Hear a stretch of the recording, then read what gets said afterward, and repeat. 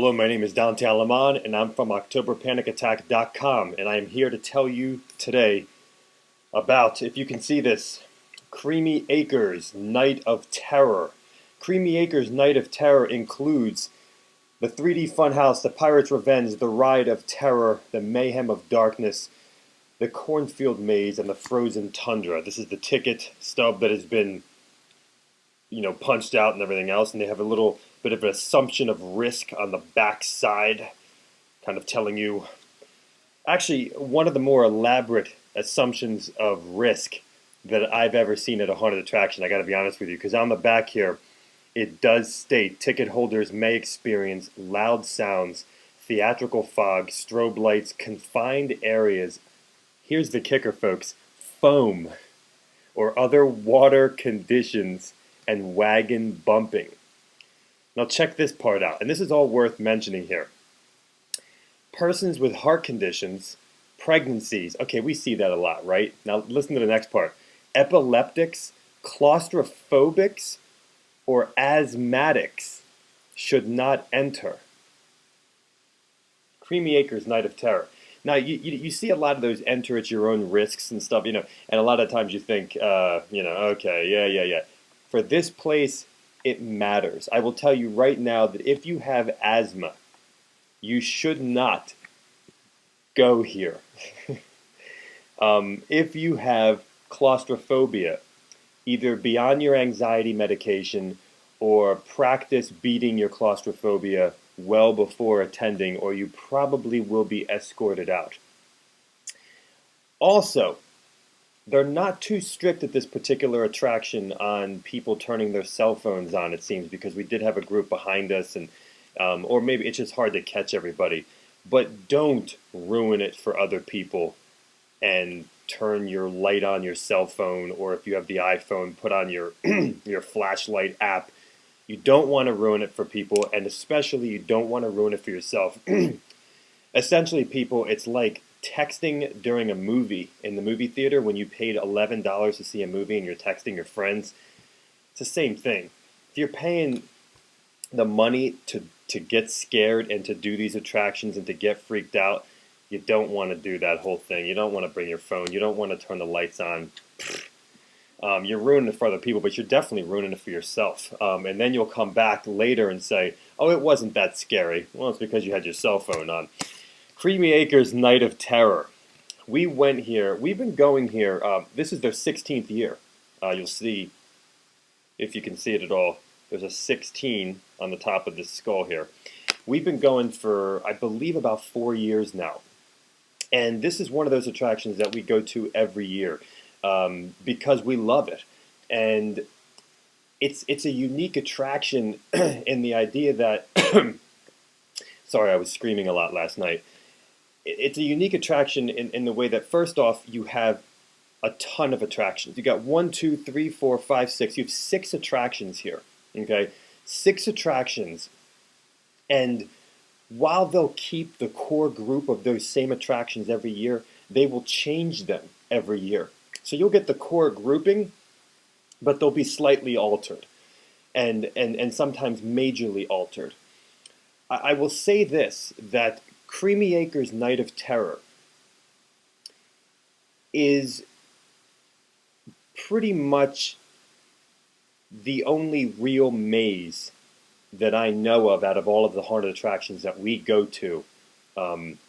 I've never seen a real maze in the dark currently. Now, I know that a couple years ago, Halloween Park had something like that.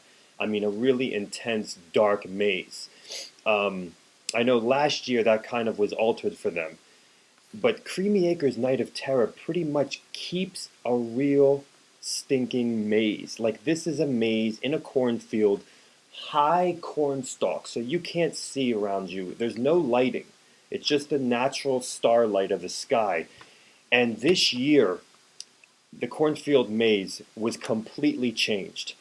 It was much harder to get through, much more claustrophobic, more dead ends, more actors. This is a real maze, and this is seriously the only haunted attraction we know of currently that has a maze of this caliber. A lot of times you'll go to attractions and they'll say it's a maze, but it's not a maze. You're just gallivanting through one hallway in the dark. But this is a maze in the dark. We saw numerous people crying because they were freaking out, claustrophobic. They wanted to get out. At this particular time we were in this maze, there were tons of people stuck in these narrow corn hallways, kind of, in this maze, and people were freaking out because as you're kind of making your way through this maze, all of a sudden you see 20 people backtracking, trying to get by you because you just realized that was a dead end down there. It's chaos. It took us probably maybe 15 to 20 minutes. It felt like about 2 hours. It could have been longer, to be honest with you. I don't really know, but every year this maze kicks our butts. And it did not fail to kick our butts this year. Actually, harder than ever. This was the craziest maze they've ever done. And the hardest maze they've ever done. With multiple doorways and even sections where you had to bend over because the ceiling was so low. You can catch those little secret spots. It's pretty fun. If the maze wasn't enough, they also have numerous actors that are actually really effective. They're not just people that look tired and who are just like, rawr, rawr, as you walk by them.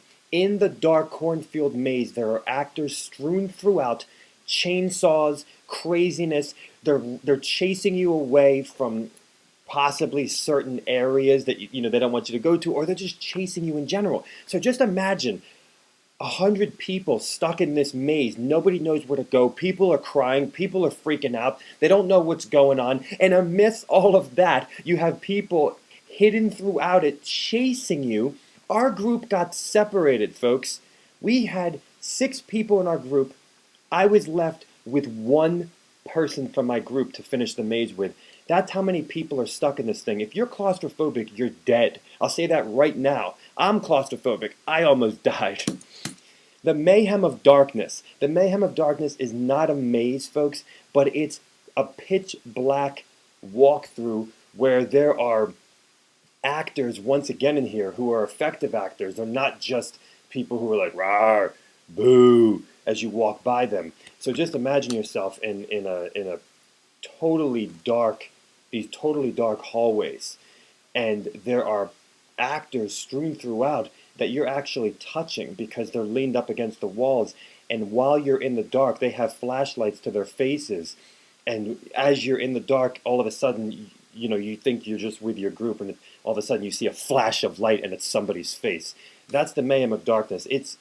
I don't even know if they've changed it much. I got to be honest with you. I don't know if they've changed this attraction much in the past 4 years that we've been going, but it doesn't even matter because every time we go in there, we don't remember anything and it's a completely new experience.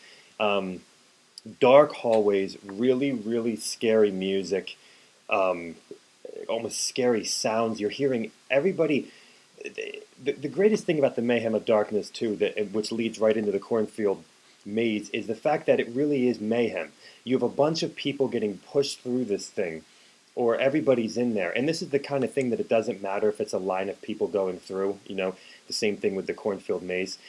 And everybody is in mayhem. It's essentially what the title of the thing is. People are freaking out. People are screaming. People are calling each other's names. People are losing each other inside of it. It's mayhem. And it's dark. And you're grabbing the people in front of you. There's actors in here. They're screaming at you. It's a blast. Whenever I think of Creamy Acres Night of Terror, the thing that I really think of is probably the psychotic party that is the Mayhem of Darkness into the Cornfield maze. But that Mayhem of Darkness, it just kind of shuts up all the naysayers and all the punks, all the people that think they can take this. For that short little period of time, it's like, all right, this is pretty dark. This is kind of crazy.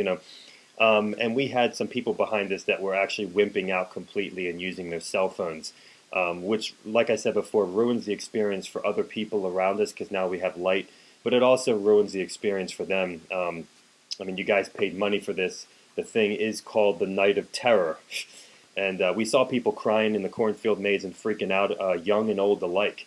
And, just remember, this is the type of attraction that when they call themselves a Night of Terror, it actually stands it stands up to its name. This is not some.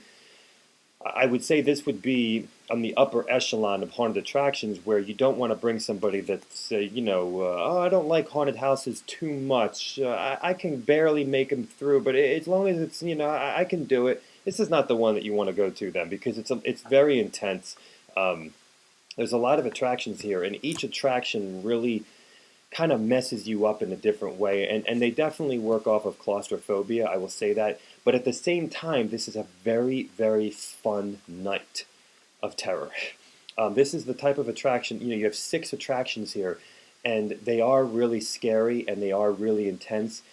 But Creamy Acres does this thing that I can't really explain, where they have it scary and they have it intense, but it's a complete blast. It's like the best 80s horror movie that's really scary, but at the same time a lot of fun.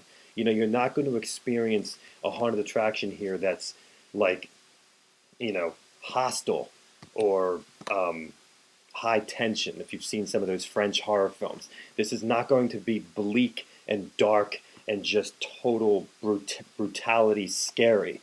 They've come up with this way that they have, 50% scary, 50% fun. But each side of that 50% is 100%, if you catch my drift. This is very scary, but it's also very fun. And this is something that I would say Creamy Acres excels in, that you're not just going to get, it wasn't scary, but it was fun. And you're not going to get, it was just scary. There was no fun here at all. I'm traumatized. You know what I'm saying? So this is the kind of thing that really capitalizes and on both of those, and they know exactly how to work both of them in there. And I say that all the time. Wouldn't you agree, Leah? Yep. She agrees. That's, one of the most important members of the October Panic Attack. That was my wife over there. So, all right. As I go through some of these other attractions here, the frozen tundra. I mean, you're never going to see anything like this at any other haunted attraction. You're never going to see a glacier in the middle of nowhere, at the middle of a haunted attraction with like snow coming down. You're never going to see this at a haunted attraction. Now they do have this thing every year, okay, and they don't. It doesn't change much, but once again, it doesn't really matter that much because you kind of know what to expect. But at the same time, it's kind of intense and as to what happens in there, and so you kind of are okay with it. One thing I will say is that we noticed a change. The group noticed a change in that it seemed shorter before we got into the fog area, and that there weren't as many actors before you got into that fog area. Like we remember a Yeti, and we remember like these monsters and crazy corners and stuff. We could be wrong. It was just kind of what we remembered. It just seemed kind of shorter. But the scares that do come before you get into the main fog area are pretty intense for certain members of your group because it's all on timing and you're not going to expect it. We just remember more of them. We thought last year. Now I will say that this is the attraction that asthmatics need to stay clear of. I mean, I'm really being serious here. Like this is not like just some kind of fun warning. The back of the ticket is one of the most clear warnings I've ever seen at a haunted attraction before. I mean, asthmatics, claustrophobics, epileptics, they say should not enter. Nobody reads the back of the ticket. Nobody cares. Everybody thinks it's just a ploy to scare you more. But at this particular attraction, I would say we had a hard time breathing, and we're not asthmatics, okay? This section was the densest fog they've ever had. Last year it was lighter fog, and we were kind of like, oh man, that stinks. This year, I think it was the densest it's ever been. There was somebody in front of me, and he was literally less than a foot away from me, and I couldn't see his body. Okay, if anybody knows here, Creamy Acres knows that there is something more effective than pitch black.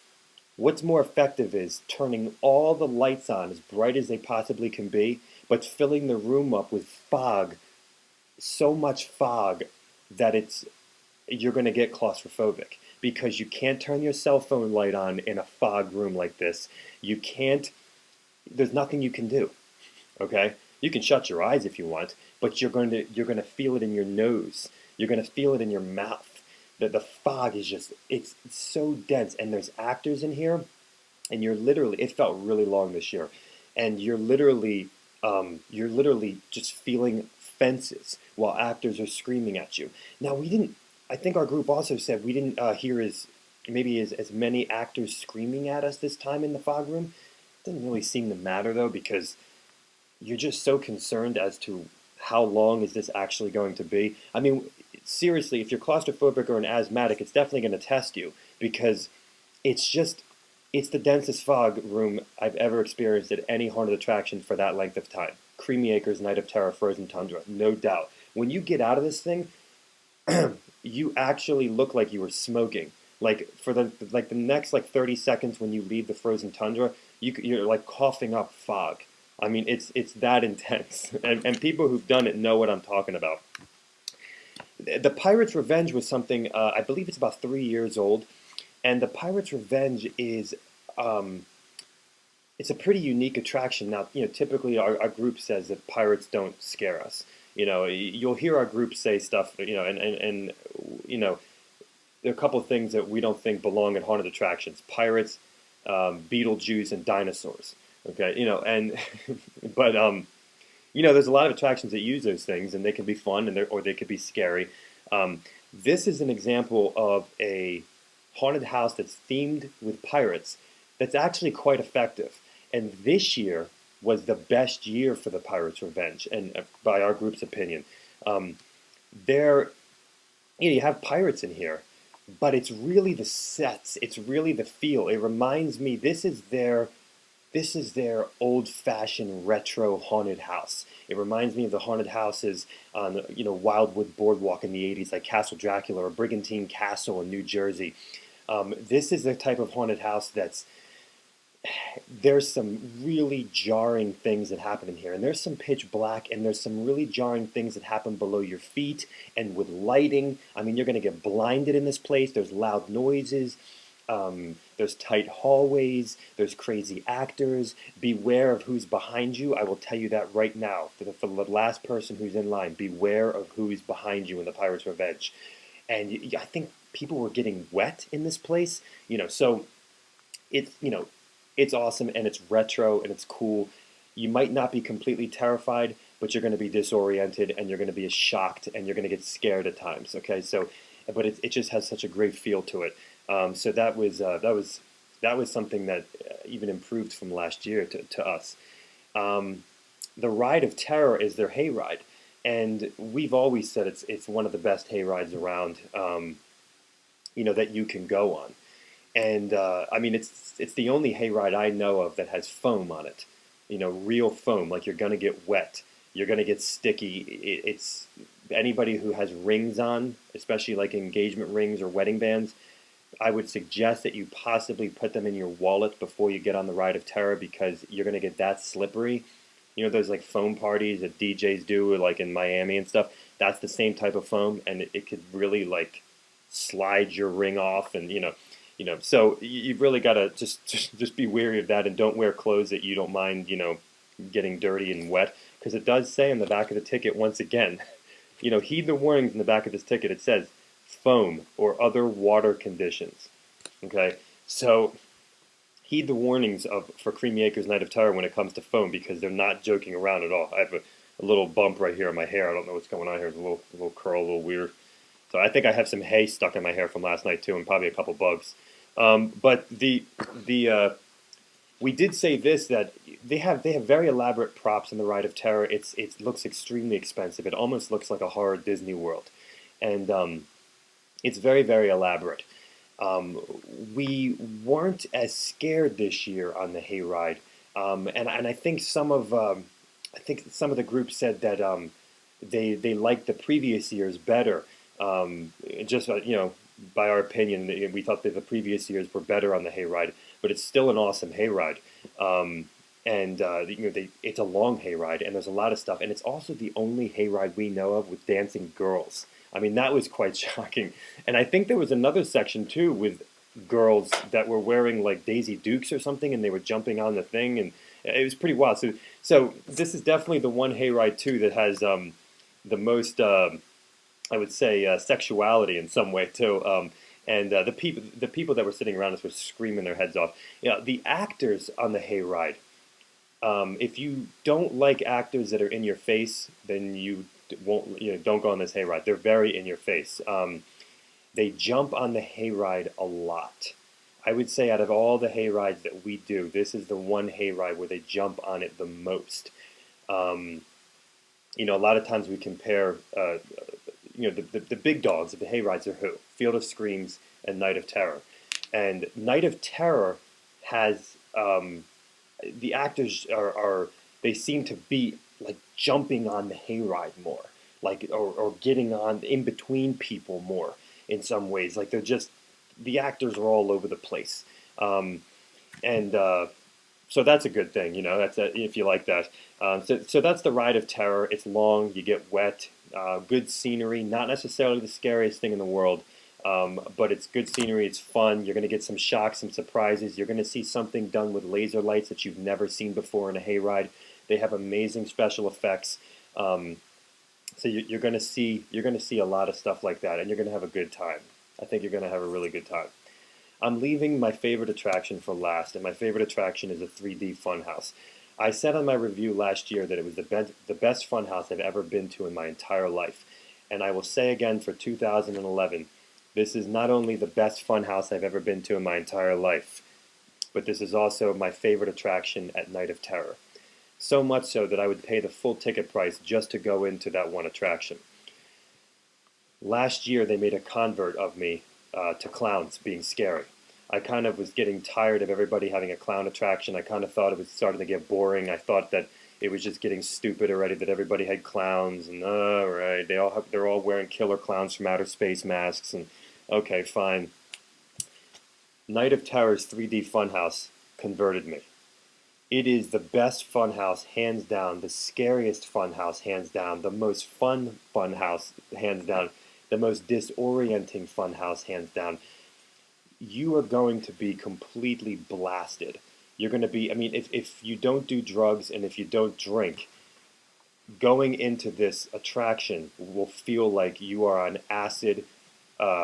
It's going to feel like you're just completely screwed up. This is a case right here. If you're epileptic, do not go into this house at all. We're not talking strobe lights here. I'm not going to give it away. Those of you who've done it, you know what I'm talking about. It's not as easy as fast blinking strobe lights. That's not what this is. Okay? But they do some crazy thing with lights that's simple yet ingenious that'll mess you up so bad and have you screaming the whole time. The music is the best funhouse music I've ever heard. The whole thing, hands down, is amazing, and you're going to get wet in here as well. I recently read a review of somebody who said something negative about this funhouse where they said, oh, I couldn't see anything, because of the lighting. That is exactly what makes this haunted house effective in our opinion, is the fact that you are so disoriented that you don't even know where you're walking, which room you're going into, how many clowns are in that room, how many clowns aren't in that room. Is that clown, like, where am I? Are we on like another level? Are they on another level? You're so confused, you don't even know what's going on. And it's not only that, it's so long too. It's amazing. Right when you think it's going to be over, it's not. I can't say enough good about this place. The clown actors are the best clown actors I've ever seen at any haunted attraction, by the way, too.